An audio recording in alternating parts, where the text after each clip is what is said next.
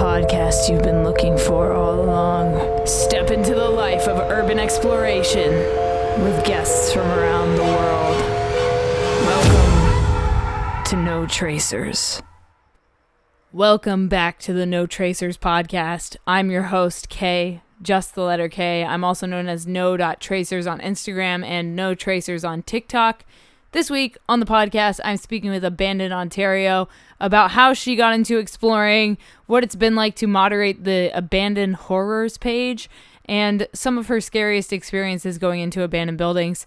In her words, she's kind of a big baby, so it's very interesting to talk about the fear of going into abandoned places, especially as a female. So that's what we're going to get into this week on the podcast. But before we jump in, I wanted to let you guys know about a few things. First of all, I have a book out called No Tracers, an Urban Explorer's Diary. If you're interested in picking up a copy of it, I will give you a signed photo print as well. Or if you want to read my blog, see my photos, or see some of my video content, head to notracers.com and enjoy yourself over there. The next thing I need to let you know about is that we have a partner here on this podcast, and that is Liquid Death Water. If you're a human that drinks water, which is pretty much all of you, check out this ad I made in 3, 2, 1. From the streams of the Austrian Alps comes a new kind of water. A water that is sure to raise you from your grave. If you're tired of buying cases of plastic water bottles that contain carcinogens and God knows what else, or if you're trying to lower your waste footprint, Liquid Death comes in beautifully rugged aluminum cans.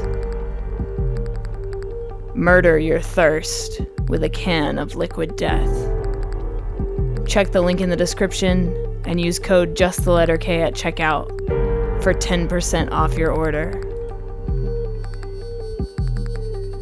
Liquid Death. Murder your thirst. So if you're interested in giving Liquid Death a try, use code JustTheLetterK at liquiddeath.com for 10% off your order. You can get 1 case, you can get 10 cases, 30 cases of water, however much water you want. It's amazing. I drink it every day, and I love that they are a partner of this podcast. All right, without further ado, Abandoned Ontario, please introduce yourself and how long you've been exploring to the No Tracers audience. All right, so I'm Sarah, and I have the Instagram account abandoned.ontario. I've been exploring for probably about 14 years now, so since I was 15, but I've only really been documenting it for about 4 or 5 years. Kind of got a good deal on a camera, and then I just kind of went for it. So, yeah. Nice. So tell me a little bit about what got you into exploring in the first place. What made you catch this bug? This isn't like a normal thing that people do. So what made you get into it? Well, I've always kind of thought of myself as not really a normal kid growing up. I never really had like a close group of friends or anything, so I was always just kind of wandering around. And in the small town that I moved to when I was in grade 9, there was abandoned houses everywhere. So I just kind of started wandering inside and felt pretty comfortable in there. Nice. So when did the photography come into play? You just talked about it a little bit, but like what camera did you get? How much did you get it for? And why'd you want to start documenting it? So I was kind of taking pictures with my just like an iPhone for a while. But then I think maybe about 5 years ago, so maybe like 2017, 2018, I got a Canon T5 Rebel around Boxing Day. So I think I got it for like $300, which Canadian, which I thought was a pretty good deal. So that was my first camera, and I still use the same camera. I just kind of switch up the lenses. But yeah, so me and one of my good friends from the town that I'm from, we just started going out and taking pictures, and he had a camera, I had a camera, and we just kind of went from there. I love that. I love when photographers come together. And how did you find your like community of explorers? Like for me, I live in California, so I went to a photography meetup one day, and somehow somebody knew that I explored abandoned places, and they were like, hey, do you want to explore some stuff around Los Angeles? And I was like, yeah, absolutely. So how'd you find your crew? Well, so one of my one of the people I go out with the most is Tyler. So he's Northern Decay on Instagram. So he's just from the town next to me, about 10 minutes away. And we kind of grew up together since high school. So he's my kind of go-to person. And then just over the past couple years, I've met everyone just on through Instagram, really. And I'd say my kind of close group of friends, I actually honestly haven't even met them before. So the majority of them are from the States, just kind of all over the States. And then I've got a few, like one of my girlfriends is from Ontario or Ottawa, sorry, and I've met her one time, but she's one of my closest friends now. So I don't know, it's kind of cool how many people you can meet just off of Instagram alone. And I've just kind of built my little group from there. But Yeah, the I majority of love them I what Instagram's haven't done. met. Oh, got you. Yeah, I love what Instagram's done for the urban exploration community. I think it's cool that it brings people, like-minded people together to be able to explore. And for me, like I travel a lot for work, and whenever I travel somewhere, I always try to hit up somebody on Instagram and say like, "Hey, do you want to go hit some spots together?" And it's been really cool to, navigate the world of urban exploring through mediums like Instagram. I think it's been pivotal for the community. Totally, yeah. And then can you talk about some of your favorite gear? Like this could be a pair of shoes, a backpack, a light, a respirator, anything like that for new urban explorers that are just getting into the hobby. Um, I'd say actually one of my favorite things is my backpack, and it's just because like there's a special spot for your camera, your lenses, like, and it's all protected while you're exploring, which is key. The only downfall is there's not really much. Like I use a lot of masks and weird dresses and stuff, and I can't really put those in there. But if you're just going out and taking pictures, I really suggest getting a good backpack like that because you can get your camera really quickly, put it away quickly, and everything's safe. And it's key in my opinion. And then also I have a And really big flashlight, and it's like 15-pound flashlight, and I kind of feel badass walking that around too. yeah, it's always nice to have a nice flashlight, especially in these darker places that we explore. Do you know the brand of your backpack? I think it might be a Roots backpack, but I got it at Okay. Henry's. I don't know if that's just a Canadian photography store, but um, yeah, I don't know. Henry's is a great store, and it's in Toronto, Whitby, like just all over the place. There's a few of them, but it's really, really good, and all the staff is like super knowledgeable, and they sold me on a lot of things. Love that. Yeah. So tell me about some of the places in and around Ontario that you've been to. Like, have you done like Century Manor? Have you done, I know there's a paper mill out there. I can't remember what town it's in, but oh, God. Do you know what I'm talking about? It's like this, it's next to like Yeah, a neighborhood, I and haven't there's like this actually. paper mill. Yeah, I haven't actually been there. I've been to the Century Manor. I've been there, not inside, but just the outside is good enough sometimes. Hmm. One of my favorite places is a prison for sure. So it was a women's prison, and I don't know when it actually closed. But a lot of history in there. The peeling paint is amazing, and there's really not much graffiti or vandalism, which is great. But yeah, I don't know. That's just my go-to place that I think of right away. It's such a cool spot. And do you have like a specific type of abandoned place that you prefer exploring? Like, is it prisons or do you like hospitals? Like, do you have like a preference of like what you like to explore? Or is it just kind of like whatever's out there? Mostly just whatever's really out there. I really like the idea of the big places like a school, hospitals, like churches, stuff like that. But I have really honestly haven't shot much of that kind of stuff. So my go-to is houses mostly. There's a lot of abandoned Mm. farmhouses in my area, so I like to go to a lot of those. But just the most decay, like the more decayed, the better, in my opinion. I don't really like the newer ones. I love the time capsules, finding stuff in there like old letters. That's my favorite thing to find. Mm. Old cars. But yeah, I mostly shoot houses. Cool. Yeah, I dig that. I like that you like stay kind of in your area. I think that's super special, that you have your own little like select spots that are like in your area. And like I wish that like here in California, everything's so spread out. So you have to drive like an hour to 2 hours to maybe even 3 hours to find another abandoned place. You know what I mean? Like we don't have like farmhouses. We have like, you know, big hospitals and big malls and things like that. But like they're in the city, so they're harder to get to because they always have security. And I feel like things like farmhouses are a lot easier to get into, if you will. Yeah, yeah. Plus, like I feel like in the States there's just so many more people, so it's so much Yeah. easier to get caught. Like around here, there's so many back roads, and you don't like. I'm sure there is too where you are, but like it's a lot of country. So the only thing that I've kind of run into problems with is because of all the country. With COVID, everyone is now like a farmer or a gardener. So anytime you're walking up to a house, there's someone outside. So you have to be really careful now. It's crazy. Huh. That is fascinating. But I mean, it makes sense. Everyone was like, we need to get away from people. We'll just go to these farms and just live on these farms. That makes sense. Oh yeah, trailers everywhere. Like it's just great. It's so hard right now. Oh, yeah, for sure. Do you have any urban exploration injury stories? Um, Actually, surprisingly, no, because I'm not. I'm really bad at actually paying attention to where I'm walking. I'm just kind of looking through my camera all the time and not paying attention to the Mm. floor, which is not smart. But nothing actually has happened surprisingly. I mean, like the worst that's happened is I've been like just covered in burrs, and those I just cannot stand those burrs and ticks. Like I haven't actually Ooh. been bit by a tick yet, but I'm petrified of them. Yeah, they're pretty disgusting, I Oh my would god, say. yes, I can't I'm not a stand fan them. of ticks.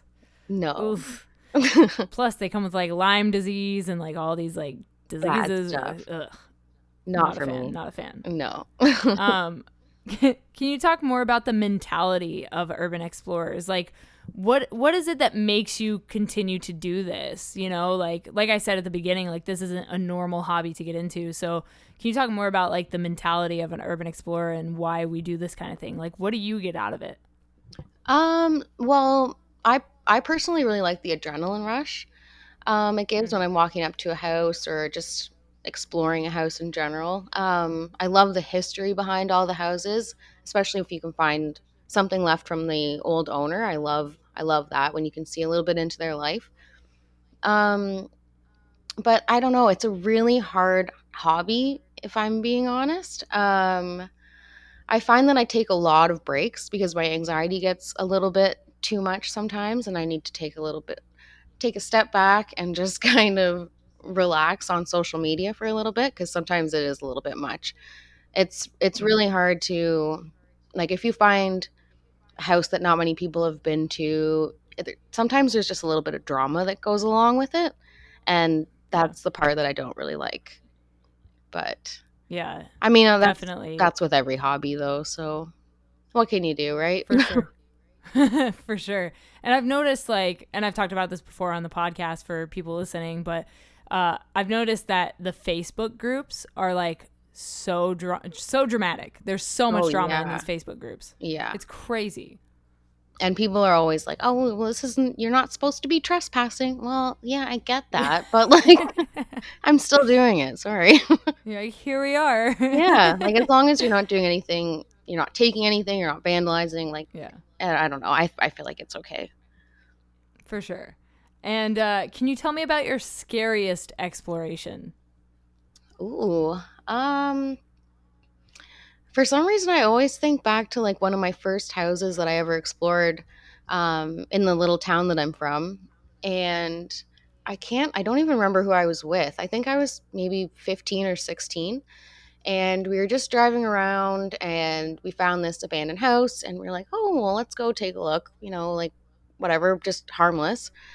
So we walk up and we didn't notice it was on an active farm, so there were cows all in the back. So we got in through the front door, everything seemed fine, and then we went out the back and all these cows started mooing and it was the most terrifying sound. And then we looked down the driveway and a truck was just speeding up the driveway towards us, and I was like, "Oh my god." And I'm like 16, so it was pretty scary.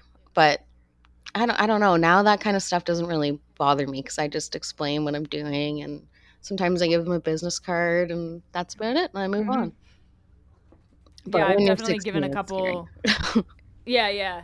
I've definitely given a couple cops my business card. Oh Like, yeah, here, same. check it out. I have a book. Go pick up a copy of my book. Yeah, and most of them are actually kind of cool when you explain what you're doing. They Yeah. don't really care. Yeah, for sure. I've had a couple cops say like, "Yeah, I mean, you can go explore it, but like if another cop stops you, I can't help you, you know, but I mean, go about your business, do your thing." And it's, you know, cops like that make me less scared of other cops when I'm exploring, Yeah, which, you yeah, know, could be a good exactly. or bad thing. Well, your buddy there just told me I could do this. Yeah, yeah, right. Exactly. And you already told me your favorite exploration, so we'll kind of skip that one. Do you have a favorite history of a place you've explored? Huh. Yeah, that's hard too. It's probably the prison again. I really Mm, like the prison. I have kind of a, I don't know if I should say fascination, but I really like investigating serial killers, and I kind of watch a lot of the mm, true crime documentaries, and I found out that a famous, well, I don't know if that's the right word either, a famous female serial killer stayed in the prison that I explored. So that wow. was kind of cool. I did my book study on her when I was in grade 9, so it kind of just was really interesting to see where she actually stayed. So, Wow. yeah, I And don't it's know, that was interesting cool. because female serial killers are few and far between. So that's super fascinating. Yeah, so I mean, hopefully I didn't just give away too much because I think that but Hopefully she stayed at a couple other places and people don't burn your spot. But oh gosh, no, it's pretty locked up too, so oh, I don't gotcha. know. If people can get in, then that's great. I can't wait to see their pictures. Right, It's a right, great exactly. spot. Do you have a preference on exploring alone or with people? Oh, definitely with people. I don't actually go inside anywhere alone. Because like I said before, I'm kind of clumsy. I don't really pay attention to a whole lot that's going on. And I have this fear of walking into an abandoned building and finding like a squatter, or I'm more scared of an animal than I am a squatter, but Mm-hmm. finding an animal inside and accidentally cornering it and getting attacked, that's just my worst fear. But I'm kind of a big baby when it comes to going inside. I won't go in by myself. I get too in my head, and I watch too much true crime, I guess. I can't do it. She went inside the abandoned building and they never saw her again. Yeah, no, Right? it's Like, it's it's no. scary. It's scary for sure. I've done Yeah. it a few times, but like I definitely prefer going with people personally, like as well. Just because I mean safety is in numbers, you know, there's a better way to do this. I know a couple people that prefer exploring alone, and I just can't wrap my head around it. I just don't understand how you can trust and yourself or the building or anything, you know what I mean? Yeah. Oh my god, I know. There's so much to think about, and you think too much sometimes. Exactly. Yeah, yeah, exactly. And like I feel like my anxiety goes up a lot if I'm alone in these abandoned places Oh yeah. for various reasons. You're like, what if I fall? What if I, you know, crack my head up? You know, there's so Yeah. many variables when it comes to this kind of stuff. So, for those listening, definitely explore with people. That is the way to go. Plus you'll get a better photos because your hands won't be shaking as much, maybe. So, I mean, True, true. there's a plus all Absolutely, around. absolutely. Yep. Do you have any goal places, bucket list items that you'd like to explore that you haven't gone to yet? Oh, well, for like as long as I can remember, I had Nara Dreamland on the top of my bucket list. Unfortunately, Mm, that's gone. So the next on my list would be Chernobyl, just like all over yeah. Chernobyl. Everything about it. I'm obsessed with it. The documentary was amazing.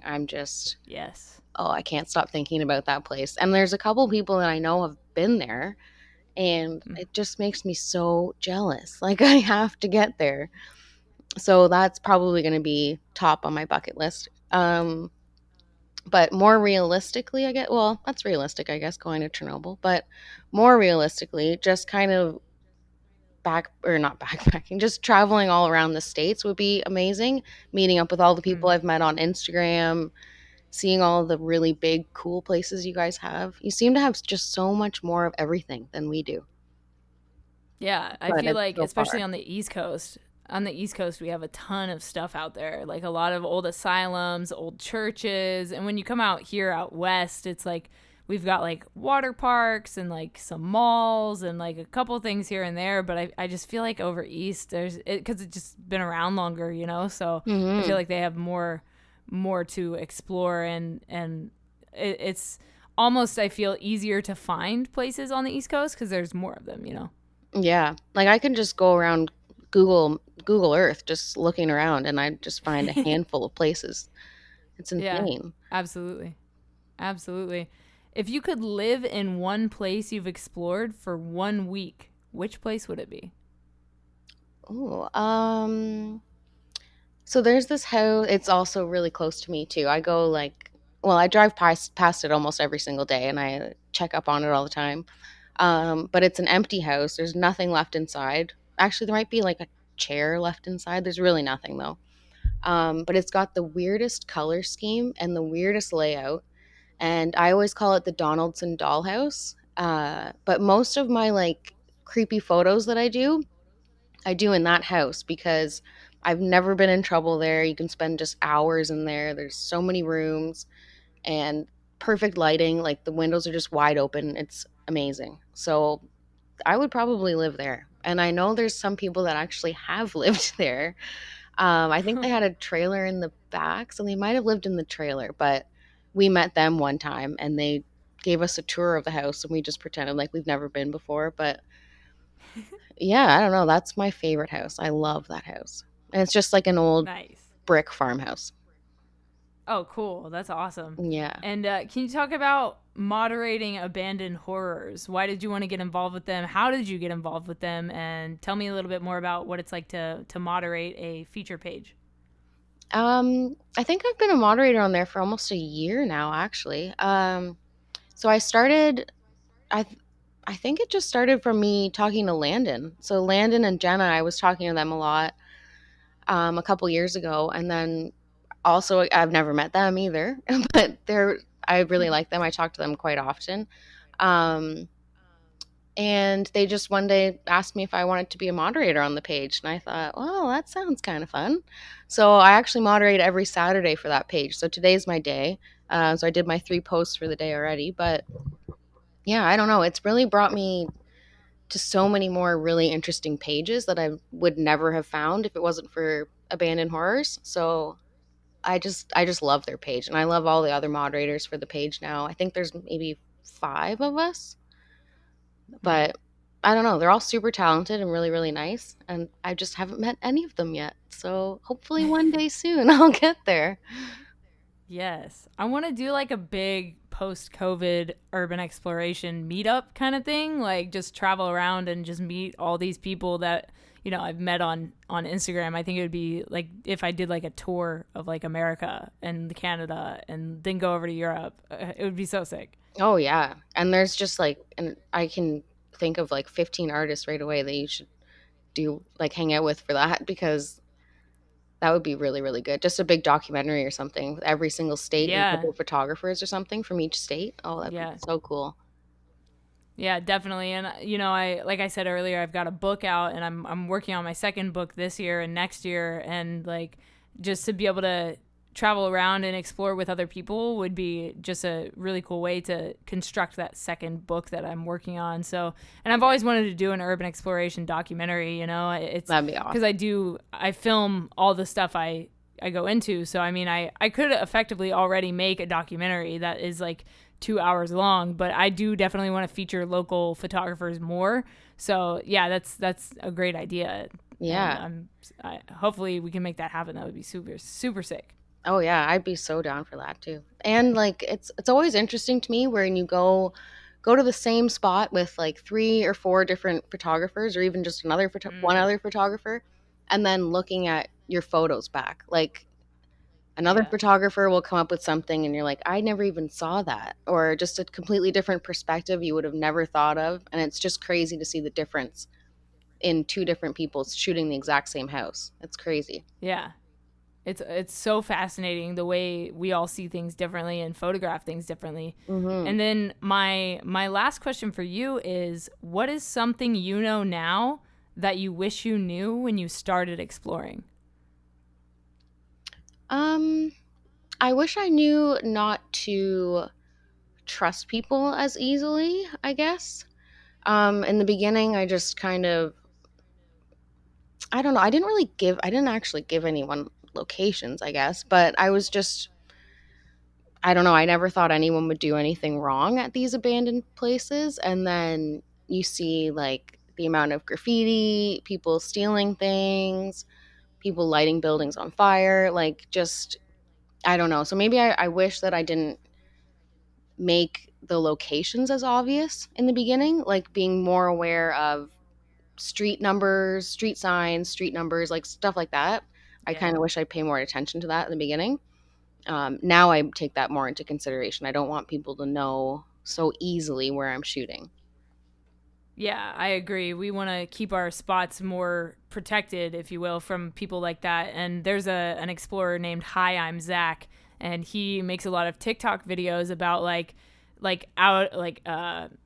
exposing people that go into these places and like vandalize and break stuff. And because people for whatever reason like to film themselves smashing an abandoned place and put it online. Like, you look like an asshole.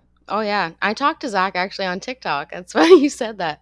I think he posted someone smashing like a toilet or something. That went kind of viral. Yeah. There was Urbex Yep. Muse, I think, is the other girl. She kind of put that on TikTok too, and it went viral. And I was like, oh my god, this is insane. It's crazy. Yeah. It's absolutely crazy, man. And like, I hate to see that kind of stuff, like we love this stuff that we do, and like we don't want to see our buildings, not that they're ours, but you know what I mean, we don't want to see our buildings get destroyed by people. We want to be able to explore them in their natural state of decay. Yeah, exactly.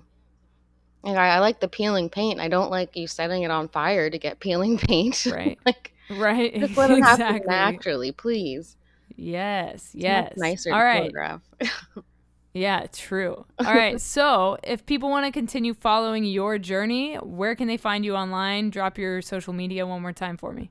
So on Instagram, I'm abandoned.ontario. And then I also have the same username on TikTok, but I mostly post horror reviews with a little bit of abandoned house stuff in the beginning. But it's mostly horror reviews, movies. That's awesome. I love that. Are you subscribed to Shudder? Oh, yeah. Oh, my God. Yes. The best horror movie content you guys can find is on Shudder.com. I wish I had like an affiliate code that I could be like, drop the sponsor here. But yeah, right? Use my code for money off.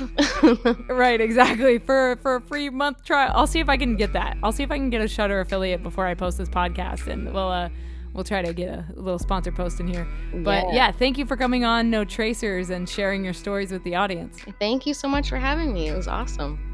All right, that was my podcast episode with Abandoned Ontario. If you want to follow her journey, hit up abandoned.ontario on Instagram. And if you guys enjoyed this podcast, please do me a favor and leave a rating and feedback. Pick up some Liquid Death water if you guys are into that kind of thing. And I'll talk to you guys next time on another episode of No Tracers, the podcast. Stay strong, keep enduring, go out, go explore something, and remember, leave no trace.